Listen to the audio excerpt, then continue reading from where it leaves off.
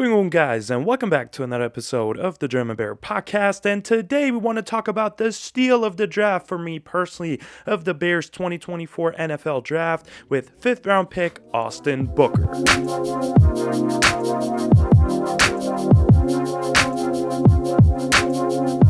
The Chicago Bears rounded out the 2024 NFL draft with an absolute banger in selecting edge Austin Booker out of Kansas with the 5th round pick 144 in the 2024 NFL draft. Ryan Poles decided to trade back into the 2024 NFL draft and giving up a little bit of future assets here.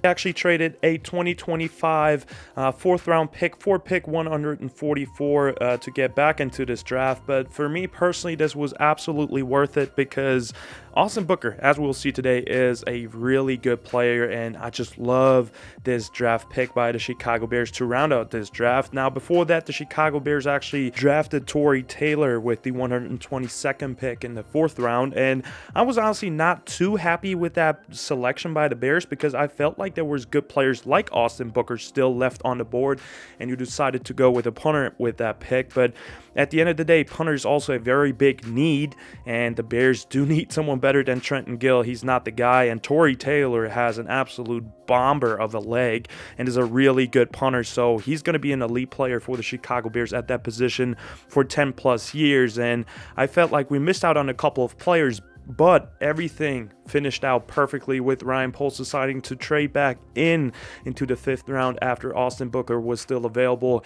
and got him there. So for me, I just flipped those two players in my head because value-wise, I see punter not as big of a value as an edge, obviously, but if you flip those two players, I'm 1000% happy with that. And I mean, Austin Booker is a Chicago Bear, which is so huge for me personally. To me, as I said, this is the steal of the draft, and he's a rare weapon that is definitely worth giving up draft capital for. And we just found another edge opposite of Montez Sweat. That was a big need going into the draft. We got out of this draft with a very talented edge. And with that being said, let's actually see how good Austin Booker is and what he adds to the Chicago Bears defense.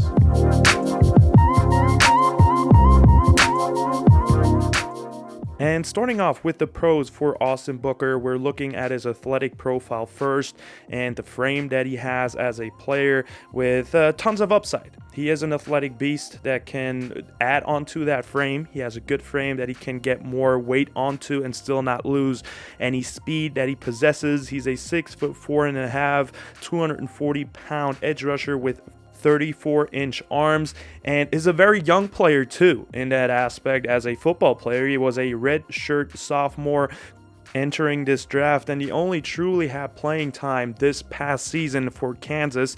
So he's a 21-year young edge rusher with so much potential that already showed so many great things.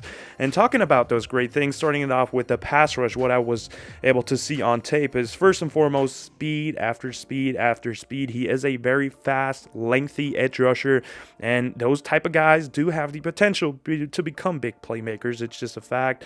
He has a great get off the ball and does time the snap pretty well. He plays with leverage, which I love. He always attacks vertically to just give himself some options to turn it back inside or just work around that edge or through the tackle. And combining that with his already well-formed pass rush arsenal that he possesses, it makes him a very young, rare talent in my opinion. Now, what he showed on tape as well is that he first of all can attack purely with his speed around the edge.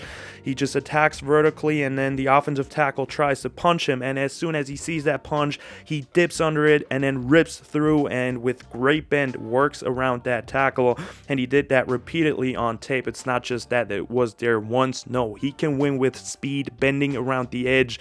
That's great stuff right there. He is flexible in his hips, and then he can counter that with a great inside move that he has too. I mean, again, attacking vertical, giving that same look to the offensive tackle, and then makes him open up a little bit quicker than usual, that tackle, because he thinks, oh shit, he's just bending around the edge again, and then places his long arms on the tackle's chest, works back inside with great strength, and also bend again to give him an inside move and working back inside. Also has really quick feed and great change of direction to get that done too. So that's pretty big on tape. And that's just not it with him. He can do even more. I mean, what I saw on tape is he can go through you as well. I like his speed to power. It's really developed throughout that season at Kansas. Attacks violently through the chest of the tackle and then drives him backwards. So he can really attack you with power too, which is very important to see on tape, because power is something, and speed as well, obviously, that sets up everything else. So it's great that he has that. And then he also showed a really good swim move and swipe move. Talking about hand placement, I think he has really good hand placement on most of his snaps against those tackles. Also, he does have a bonus. He had a nasty rep against Texas where he was threatening the tackle again with speed vertically and then hit the tackle with a dirty swim move so quickly in the backfield. That was just beautiful to see. Now, his swim move, a move that is always consistently effective in the league? No, but I like that he's just switching it up with different pass rush moves, and it's just showing that at his young age, he already possesses a good arsenal of pass rush moves that you can throw at a tackle. Now, against the run, he also showed the ability to anchor against blocks and stayed square most of the time, had his head up and shed it late to get a tackle on a running back. So with good timing, just playing it patiently and then shedding off in the last second, making a very important tackle. He uses his length well and plays with leverage. I mean, he automatically has more leverage because he's such a long pass rusher. You see that on tape. He just looks different than the other guys. Very slippery against the run. I mean, he can change direction very, very fast and work around the blocks, and I think that was more of his strength than actually working through the blocks. And then he was really patient at times.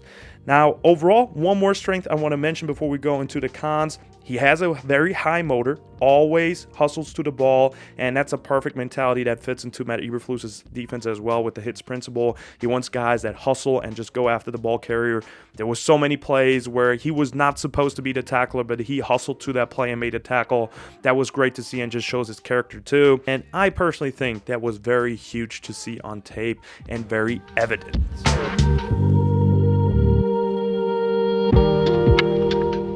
Now, going over to the cons, I think his biggest cons that he showed on tape so far has been against the run. I mean, all those points that I've mentioned previously against the run that he did well are all things that he needs to be more consistent on. I mean, he showed glimpses of really good, consistent plays against the run, but overall consistency is still lacking in that area. One aspect is definitely strength. I mean, he got moved a lot against the run.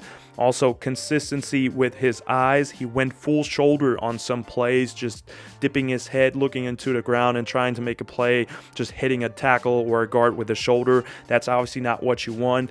And he also works better around blocks than truly through the blocks. That's what I mentioned earlier as well. So that's something he needs to learn and get better at. But I think the great thing with him is, and you can see it as a positive or a negative, one more point will be experience. And to me, honestly, it's a pro because he'll learn everything from pro coaches in the NFL, and I trust Matt Eberflus and his coaching staff to actually mold him into an absolute three-down monster. So those things that he lacks right now against the run, he can work on those things with pro coaches. He does not have a lot of experience so far.